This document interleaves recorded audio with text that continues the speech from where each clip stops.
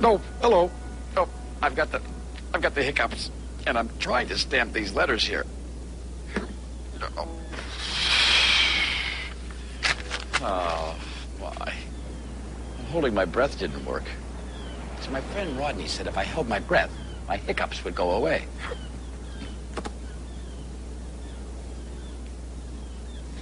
Maybe if I drank this glass of water here, upside down.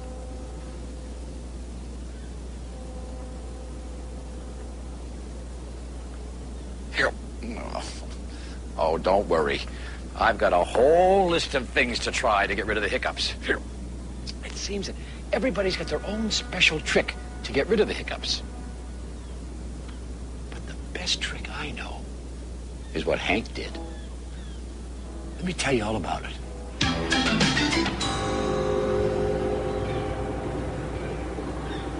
It was a very busy morning in the big harbor. Theodore, George, and Hank were moving a ship. George was the tug in charge. Push a little harder on your side, Hank, George said. Pushing harder, Hank called out. Prepare to turn, George announced. Each tugboat took a turn answering George so that George would know they had heard him. Preparing to turn, Theodore answered. Preparing to... Hank hiccuped so hard that he bumped right into the big ship. Sorry, he said. I mean, preparing to... Hank had to laugh. He didn't do anything to make the hiccups happen. They just popped right up all by themselves. Hiccup! Prepare to dock, said George, trying not to laugh too. After all, he was the tug in charge. Preparing to dock, called Theodore. Preparing to... hiccuped Hank. And he bumped right into the ship. A little giggle snuck out before he had a chance to stop it. Please stop bumping into me, Hank, said the ship. Sorry, said Hank. Hank, called George. I think Theodore and I can finish the job without you. Said Hank, surprised. Well, without Hank's hiccups, George and Theodore quickly moved the ship to her place at the dock. Hank was sad about having to leave the job. He liked working with his friends. After Theodore had finished docking the ship, he sailed over to Hank. Hank, Theodore called out, I know a way to get rid of hiccups. You do? Said Hank. He slowed and waited for his friend. Yes, hold your breath while I count to 100, commanded Theodore. Oh, okay, Hank said. He took a big breath and held it. 1, 2, 3, 4, counted Theodore. Theodore didn't count high numbers very well, and he started to get a bit mixed up. 6, 16, 70, 17, 9. Hank was having a hard time holding his breath. Finally, Theodore noticed his friend, and he finished quickly. 99, 100. Gasped Hank. Hiccup. Theodore, I think the hiccups are still here. Hiccup! I have to get back to work, said Theodore. I hope your hiccups go away soon. It's a very busy day, and we need your help. Hank watched Theodore float off to his next job. Hiccup! I hope my hiccups do go away soon, he said to himself. Hank really wanted to get back to work and help his friends.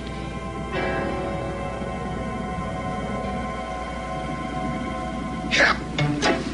Hank decided to ask Donald Duck how to get rid of his hiccups. What should I do, Donald? He said. Hiccup! Should I ask Rebecca if she knows how to get rid of hiccups? Uh-huh, said Donald. Well, said Hank, thinking, Rebecca knows about the ocean, but she probably doesn't know about hiccups. Do you think I should ask Foduk? Uh-huh, said Donald. You see, uh-huh is all Donald ever says. Well, said Hank, Foduk knows about safety, but maybe he doesn't know about hiccups. Do you think I should ask Bedford Bowie? Uh-huh, said Donald. You're right, shouted Hank. Thanks, Donald. You've been a really big big help. Hiccup! Hank hiccuped toward Bedford Bowie. Hiccup! George rumbled up.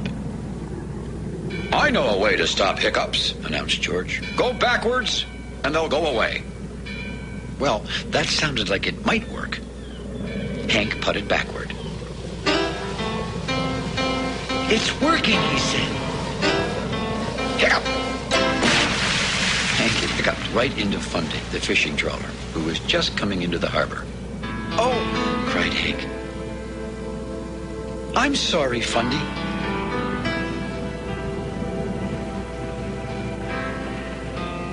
I'm trying to get rid of my hiccups, explained Hank. The watched fishing line never catches the cod, said Fundy in a very wobbly voice. Fundy always said strange things. The tugs didn't see that Fundy's fishing net was falling right off his deck from all the wobbling.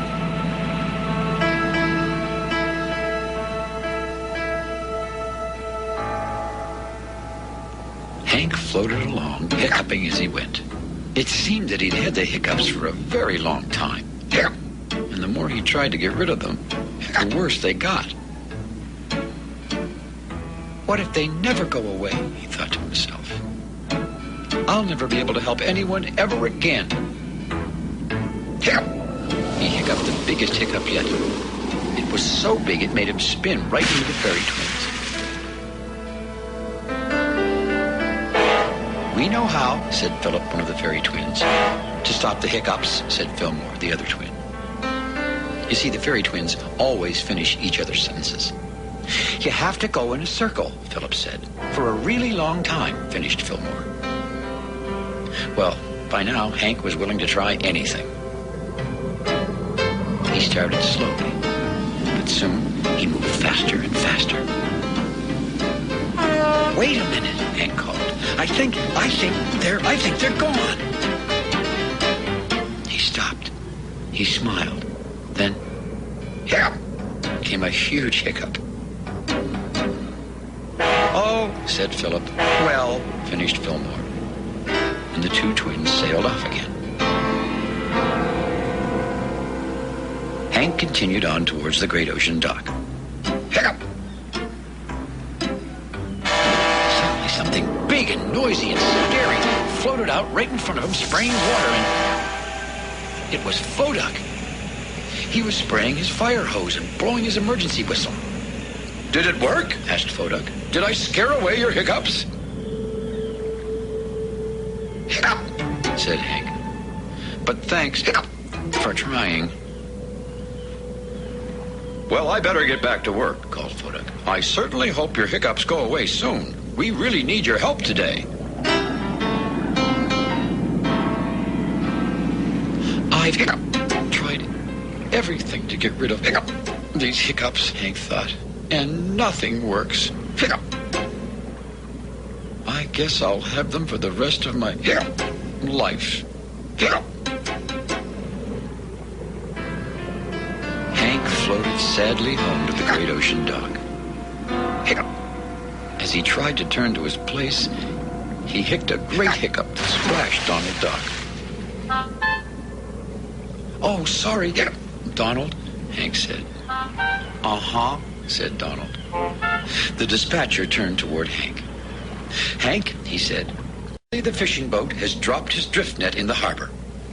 He has? Hiccuped Hank. Yes, continued the dispatcher. Theodore and Emily are bringing in a big ship, but the net is blocking the way.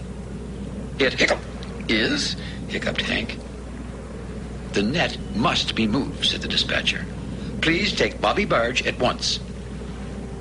Yes, sir. No, sir, Hank stammered. I got the hiccups. Hank, you're the only tug who is not working today, said the dispatcher. You must move the net, or the ship will be caught in it. But, Hank hiccuped. He wanted to help. He really did. But he had such bad hiccups. I know you can do it, the dispatcher said.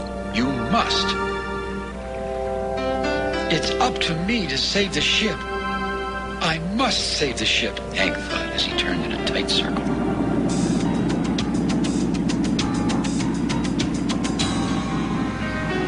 Bobby Barge was waiting for Hank when he arrived. Hank swung into place to tie his tow rope under the barge. "We have to save the ship, Bobby," shouted Hank. Hank puffed and pulled with all his might, tugging the big barge behind him. Up ahead, they saw Fundy's fishing net. The floats from the big drift net bobbed all across the harbor, blocking the way. Theodore and Emily were pulling the giant container ship closer and closer to Fundy's net. Finally, Emily saw it. "Stop!" Emily cried to Theodore. "There's a big net in our way." Theodore and Emily tried to slow the big ship, but Hank could see that they would never be able to stop it in time. The ship was sure to get tangled in that net. "We have to work fast, Bobby," Hank shouted. He pulled Bobby beside the drift net. Emily and Theodore had almost reached the net with the ship. "Now!" cried Hank. "Now, Bobby!" Quickly, Bobby Barge lowered his crane and fastened onto the net. And with a mighty heave, he hauled it out of the water. "Hang on, Bobby!" called Hank. The moment Bobby had the net out of the water, Hank pulled him out of the way. And just in time, the big ship lumbered past the barge and finally came to a stop. Safe. It blasted a deep whistle of thanks. "Whew," said the ship. "Oh, that was close." "You did it, Hank!" shouted Theodore, his voice full of pride. "I did do it," he cried. "I got rid of my hiccups." Everyone smiled at Hank. "Hank," said Theodore, "I meant you did a great job getting that net out of the way." Now it was Hank's turn to laugh. "Well, I was thinking so hard about the net," he smiled, "that I forgot I even had hiccups." Just then, Funday the fishing trawler appeared. "So that's where I left my net," he said. "All's well that ends well."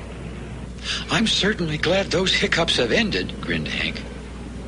The Tugs couldn't agree more.